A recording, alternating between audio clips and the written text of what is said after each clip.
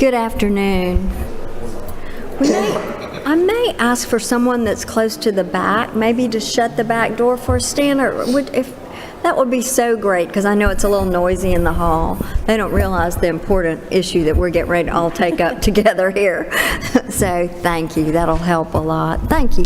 It's good to be here. Good to have all of y'all here. And I want to thank Commissioner Tanner and his team for coming back. Again, I know when we met the other day, we had a large number of people here who wanted to make comment and ask questions from the public. Many of them had traveled far, many were dealing with different physical challenges and really wanted to give them that time. So I appreciate you allowing us to call you back today, because this actually I knew was going to take a little bit extra time, what we need to talk to.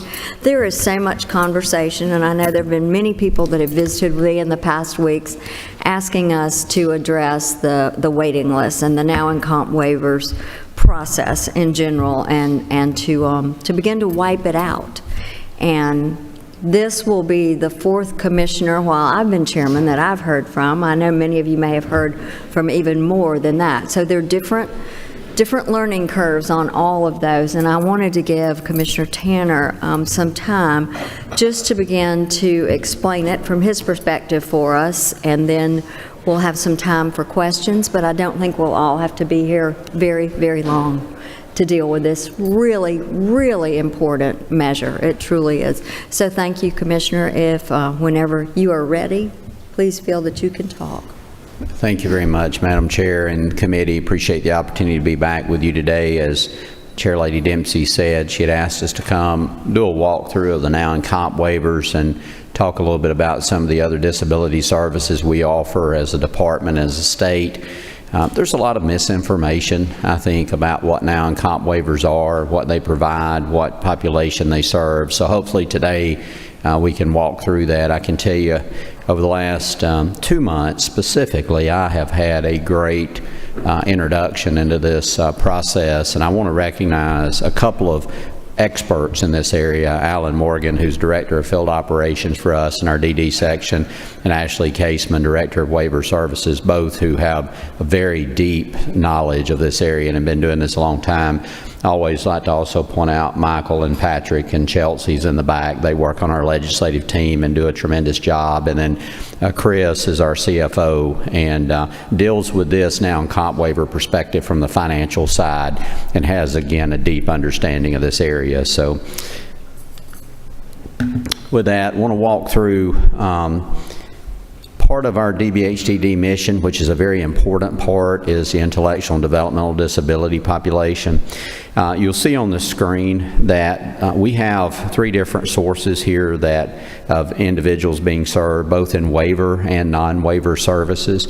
Now in comp waivers, which you primarily hear a lot about among the intellectual developmental disability population, we have 13,189 individuals currently being served by either a now or a comp waiver. But also last year we served 956 families with state-funded services outside of that individually, and then another 5,306 individuals in family support. And we'll go into some detail of what that means.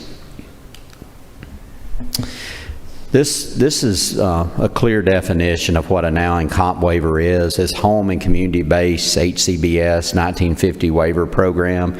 This was authorized in Section 1915 of the Social Security Act. We jointly manage this with DCH. DBHDD serves as the operating agency for these 2 waiver programs, but they are an extension of the state Medicaid plan. So one of the things you'll hear me probably say several times today is DBHDD is the payer of last resort. So someone has to expand their Medicaid opportunities. If they're in school, it's the Department of Education's primary responsibility to provide a lot of these services. Only when all of those things have been expended can a now in comp waiver be issued. Commonly, people with diagnosis of autism, cerebral palsy, epilepsy, and intellectual disability are some of the individuals who would fall into the category of being now in comp waiver eligible, possibly. This is the NOW waiver program. There's 4,267 individuals currently, as of January of this year, who were receiving NOW waivers. This provides services and supports to individuals that primarily live in their home, and this is an opportunity to receive services and support that help keep them in their home with their primary caregiver. This is less support than what we're going to talk about with a comp waiver, and these are primarily folks who are living at home with their mom, with their dad, or some other caregiver. This has an annual individual cost limit that we can expend of $40,000. And again, there's just over 4,200 individuals receiving this here in Georgia. This is the comp waiver, the comprehensive supports. This is primarily going to be for individuals who require a higher level of service. These are individuals who are no longer able to live at home with a caregiver. They're in typically a residential program, a supervision intensive home service level, but these individuals require a higher level of care and have a higher level of need than people who are eligible for the NOW waiver. There's 8,922 people here in Georgia, residents in Georgia, as of January of this year, who are receiving a comp waiver. And one of the big differences here is there's no annual cost limit. So whatever the services are that are necessary for that person to be provided services, that's what's covered under the comp waiver program. One of the tests is that we cannot expend more than what it would cost for somebody to be institutionalized, but I will tell you that is aggregated out over the whole cost. So we may have to spend $500,000 on one person, but on another person it may be $30,000. So it's the cost in aggregate. Now in COP, community-based services, this talks a little bit about, shows you some of the areas that services are provided in, whether it's community access. That could be something that would be funded from the NOW program, that would be a day program where parents are working and they have a child with an intellectual developmental disability. They're able to go to work and their child is able to go to a day program that's funded through the NOW program. And then you get up into a place where someone's actually living in a group home and being provided services, and that would be under the comp waiver only, and that would be your community residential alternative. So it is a wide range of services that can be offered depending on whether someone's in a NOW or a comp waiver. One of the challenges is, and I spoke to you a little bit about this at your committee meeting when I talked about the fact that even if you approved 2,400 waivers and the General Assembly funded 2,400 waivers, we don't have the workforce and the provider network to handle that kind of influx all at one time. Here's some of the reasons why. You can see there in front of you that the Georgia DSP turnover rate, that's the core staff person working in this area, was 46.7% turnover. Their average pay is $11.50 an hour. That's the median hourly income. Now you may say, well, I thought it was only $10 and something because the rate study's raising that to 15, and that's true, but we'll also talk in a few minutes about there's some flexibility where a provider can use other funds that they're receiving for other things to be able to up that hourly rate. But the median hourly income for this group of employees is $11.50. As a result of that, we're at a critical shortage for direct support professionals. I'm a broken record on this issue, but I think it's important for me to keep saying it. We're in a state of an emergency on workforce. It is the biggest issue we're facing as an agency to be able to get people to work in our hospital setting and our provider network. There's nothing else that we're going to be able to do to continue to fix the system if we're not able to address our workforce. A lot of you know I'm a licensed contractor in Georgia and Florida, and I tell folks, you got to start out building the house the correct way, right? You got to lay the foundation correctly. Workforce is the foundation for everything else we do as an agency, so we're at a critical point. Providers, many of our providers are declining new referrals, so they may have a bed available, they may have room available, but they don't have the workforce capacity. So when we call them, when this team calls them, they're saying, I'm sorry, we're going to have to turn you away. And also the 1-to-1 or higher staff ratio, depending on the intensity of the individual that needs service, is getting more difficult to meet because of workforce. So I think it's important for you to understand there's more than just funding for the number of waivers that we're talking about here. It's also talking about finding ways to bolster and build up our provider base to have the capacity to handle the people in need.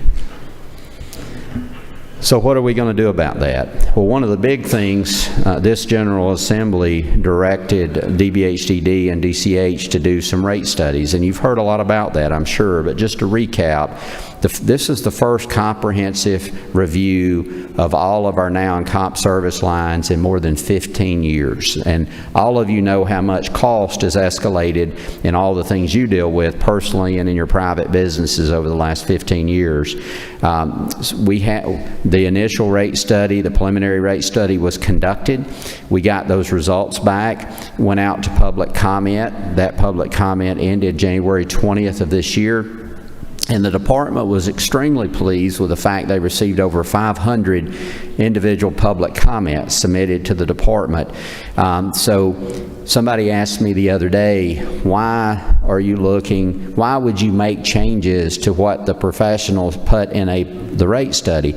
And I reminded them an important part of this preliminary rate study to finalize it is listening to the public. It's listening to parents, providers, people who understand this, and taking into consideration what they tell us before we finalize the rate study. That's what we're in the process of doing now.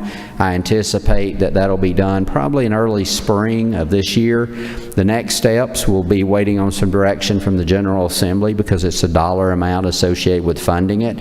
Then that goes to DCH and the DCH board, and then it's submitted to the Centers for Medicaid and Medicare Services for their review. I would anticipate that we sometime early next year at the earliest, probably more likely late winter, early spring, CMS would come back and they would give approval and we would be able to implement those new rates.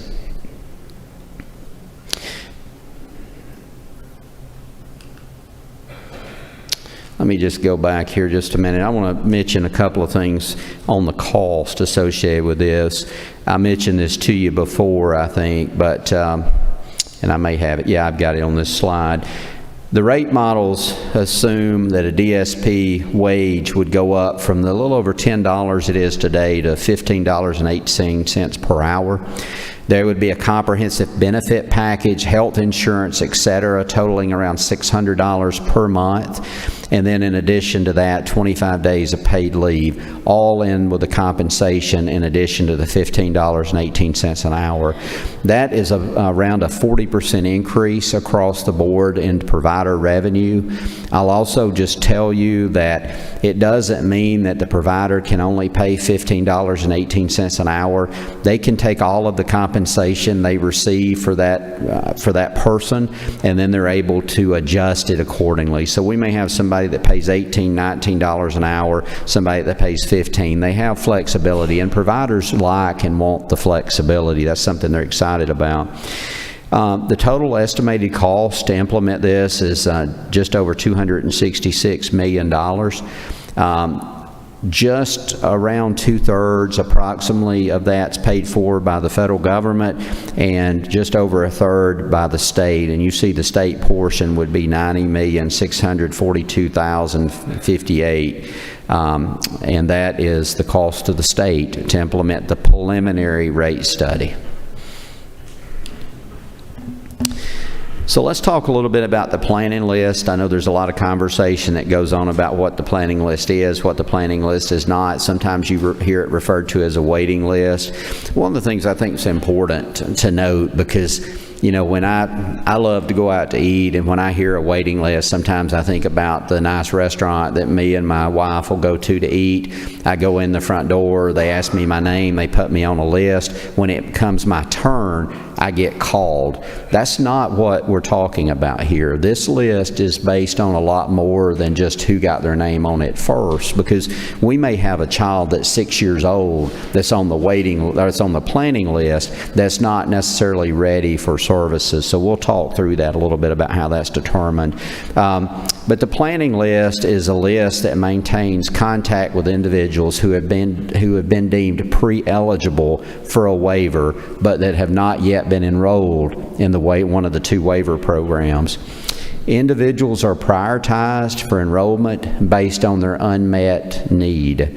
And we use a standard assessment tool, and that needs assessments reconducted on an annual basis. I think it's important to understand that this is not just something that DBHDD decided that we're going to have some standard or some process to decide who's eligible and who's not eligible. Eligibility is driven primarily by the federal government, and it's the same across the country.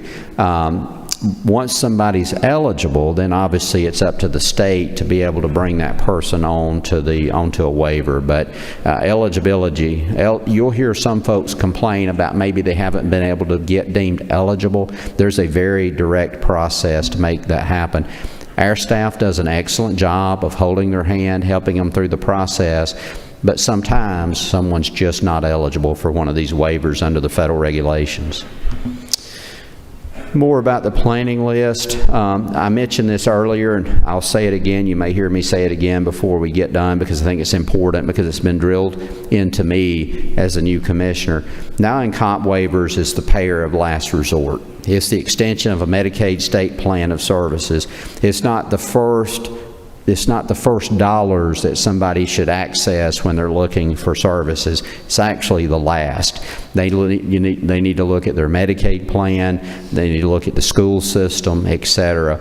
And also Individuals with Disabilities Act, the Rehabilitation Act of 1973 services, the Early and Periodic Screening Diagnostic Treatment Benefit are all things that come before a now in comp waiver.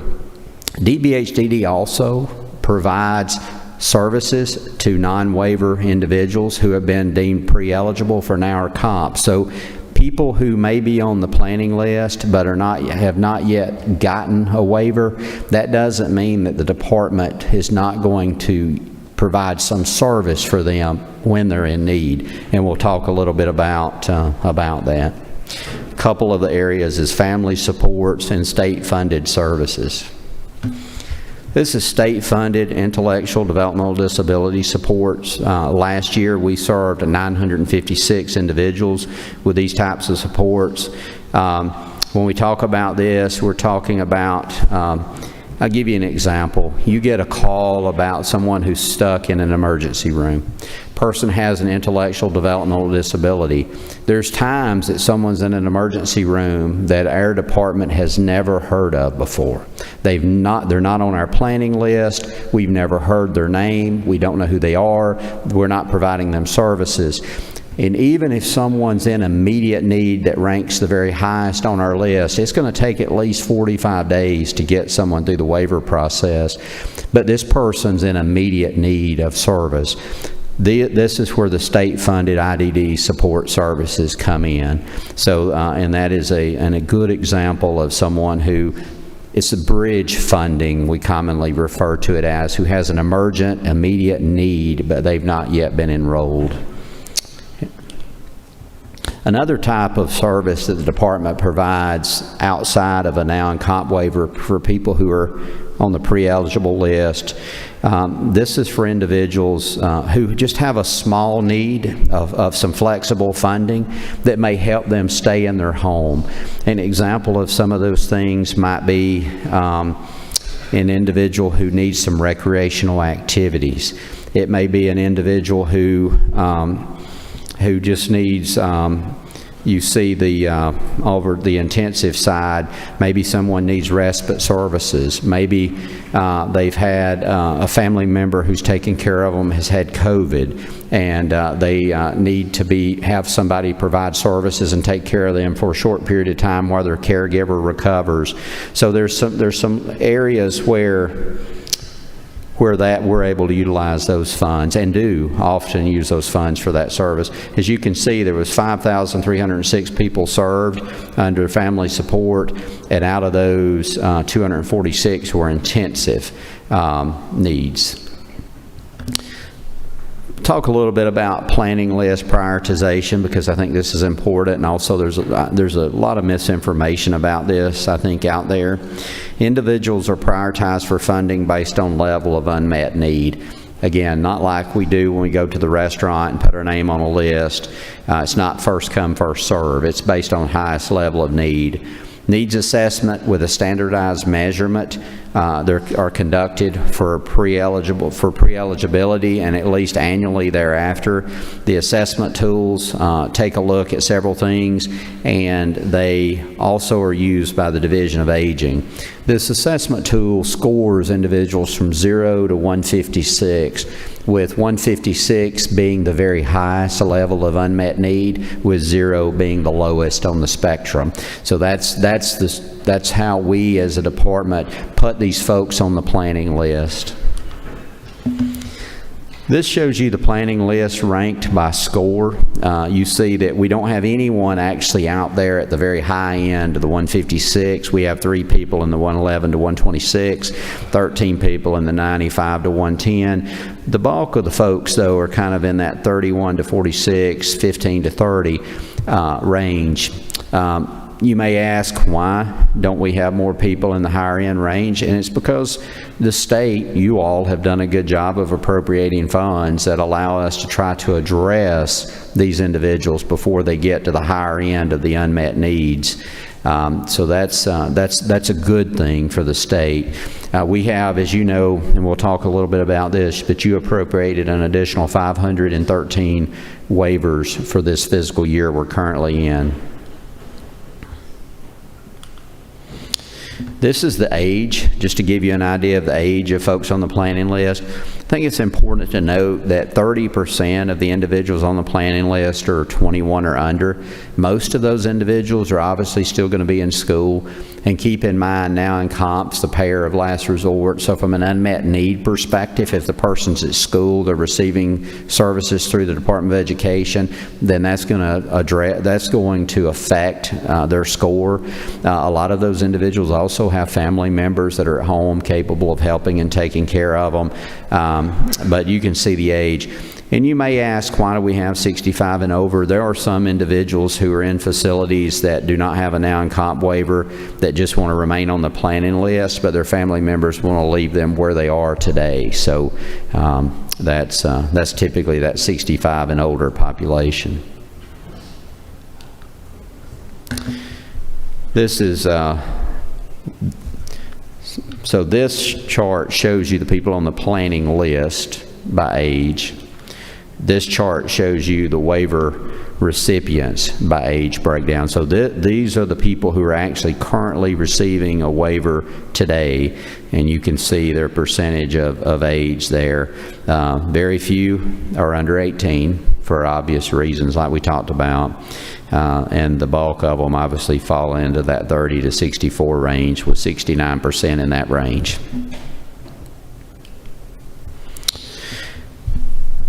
The General Assembly was gracious this past year to budget 513 waivers for the department.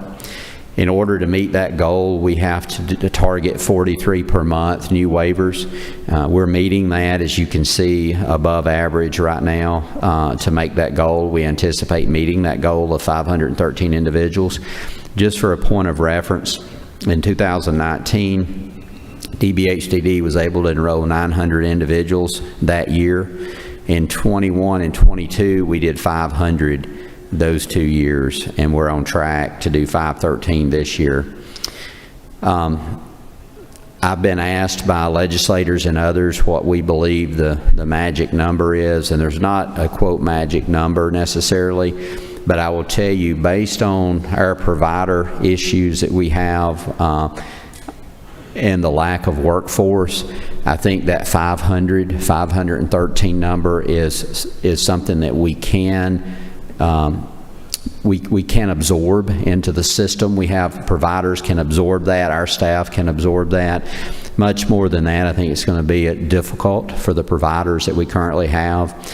What we would like to see is that number get up to 700-800 a year and sustain at that number, because it would send a message to our providers that the General Assembly is going to be consistent on the number they provide, which would allow them to build capacity up so they would know that that's coming each year into the system. And if we could do that, we could handle those that are in that have the unmet need that reaches an area that they need a waiver. One of the things I think is important to note here, in 2020, the department had a reduction of staff due to the COVID budget cuts. We've been able to bring some of those individuals back online, but there is a cost for the department associated with new waivers. It is labor intensive to do that. So if you just fund waivers, but you're not funding the staff necessary to go through that process and to provide the services necessary for those people that are going to receive waivers, then our staff's not able to keep up with that. So for every, I have a statistic here somewhere, but it's for every 200 and, if you'll give me a second, I really want to give you this. I meant to write it down. For every 250 waivers, Chris estimates our cost, department cost, to be $750,000 annualized. So for every 250 new waivers we get, the department needs $750,000 for personnel increases, because we have to bring additional personnel on to be able to handle that. And that's important to keep in mind, because I don't want to fail you as the commissioner, and I don't want to provide you false hope. But if we don't have the resources, the providers and the staff to handle the workload, we're going to let you down, and we do not want to do that. So with that, Madam Chair, hopefully that was generally what the committee was looking for. I think if I had something to leave you with, is that we're at a crisis with our workforce. Several things can help with that, including the rate studies that are out. We want to provide services at the best possible efficiency rate for the people who need our services in our state. We want to be realistic with what we ask for. And that's why I think, and I've been asked by members of your committee, what do we feel like we could absorb with our current providers? And I think that number's in the 513 waivers. But we do need to build that number up over time to the 700-800 range, and I think we would be in a good place. So with that, Madam Chair, I'll be glad to answer any questions I can. Thank you. Are there any questions or comments from the committee?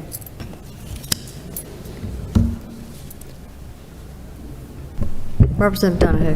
Thank you. Go over the 750,000 again. I think I blinked or missed that part. That is the cost annualized out for the department. So we have the, let me just go back here just a minute to,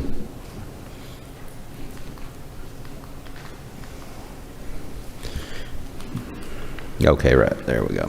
We have 13,189 folks currently receiving now in comp waivers, and we have the staff that's able to service those individuals. If you add an additional 250 waivers, that means we're going to bring 250 more people in that are going to be receiving services. That's going to require different staff members within our department to do different things, obviously. It is annualized out, those 250 people will result in us needing to spend an additional $750,000 on employees for our department. And that would be for the total 250, not per? Correct. Okay, that's where I kind No, of thought, that's wow. right. That's right. I'm going Yeah, to apply today, but thank you. So if you decided, okay, we're going to fund 500 waivers, then in order for us to keep up with staffing, it would be $1.5 million in personnel costs, separate from the cost of the waiver. Thank you. Yes, sir. Any other questions or comments? Well, not seeing any. I want to thank you for this again. It is, it's certainly a engaging conversation that's going on right now among many people, and there's no doubt that everyone, I think in this building and in your agency, would love to be able to not have a list. I do think it's really important. One of the most important things I've tried to adhere to is the term planning list. Mm-hmm. It's very different because, as you have said, made clear today, not everyone is completely 100% waiting for services that is on that list. Some are already receiving services, some are in hospitals, some of our state hospitals, but their family members want to keep them on the planning list just in case something happened. And I would say that in light of the hospital closures that took place here due to the DOJ settlement, I understand why those family members would want to keep someone on the list throughout this time. I think a lot of it comes down to semantics. I really do. And I think that we all need to work hard to remember that it is about planning more than it is about waiting. Another place, I think that semantics, I've always said, come into play is about living in community. It's a thought that different people interpret to mean different things, for sure. But I think what we are facing with the waivers and with the planning list and with the efforts that we're all trying to bring together to help people is that we're dealing with a lot of people who are hurting, who are in uncharted territories for many families, but many also who are living with mental health and developmental disabilities. And they're doing that often because of the support that the state and many of the groups that come and share that information with us do to help them do that. The same thing as those who are living in recovery. So I think it's careful. I appreciate your explanation. I really think we do have to be very careful not to be purveyors of false hope. And I know you mentioned that it would let us down, but more than that, it would let those people who are living in the space of mental health, developmental disabilities, and addiction, they would be let down greatly if we gave them something that then they could not find someone to provide those services. So it's a careful, balanced walk, and I appreciate that you are recognizing it like other commissioners have before you, trying to figure out the best way to do that. So we will wrestle in the House as we go to finish the work on the 24 budget to see what we can do, but to not get so far out of the real crisis, which is the workforce. Yeah. And to try to help you with that as well. And Madam Chair, to reemphasize a point that you made, and I think it's important, an example of the point you made, this chart, 30% of the individuals on the planning list are under 21. A lot of those individuals may be in foster care, et cetera, and they're under managed care for our state, so they're receiving care already through the managed care system, the CMOs of our state. So even though they may be on our list, they're not in need of that waiver today. Now, Alan and his team and Ashley and others track that so that when that individual reaches the age, and we're partnering, we're learning, and we're working with DHS to get even better at making sure when that person ages out of foster care and they age out, that we're ready to step in and meet their need. But 30% of the individuals are under 21, and a lot of those individuals are receiving that care elsewhere already. So it's not that their needs are unmet. They're met, just in a different way, but we want to make sure we're aware of them and we're ready to step in when we need to. Well, I appreciate that. It's so important. So before we adjourn, any other comments or thoughts from any of you? Well, many of our members will be looking at this a little bit later, too. There are a lot of committees going on today. I know you know that. We had a few more here that had to run out to cast a vote or to present a bill somewhere. But I just thank you for helping us gain even more clarity on this again. So appreciate you and your team. And with that, we are adjourned. Thank you.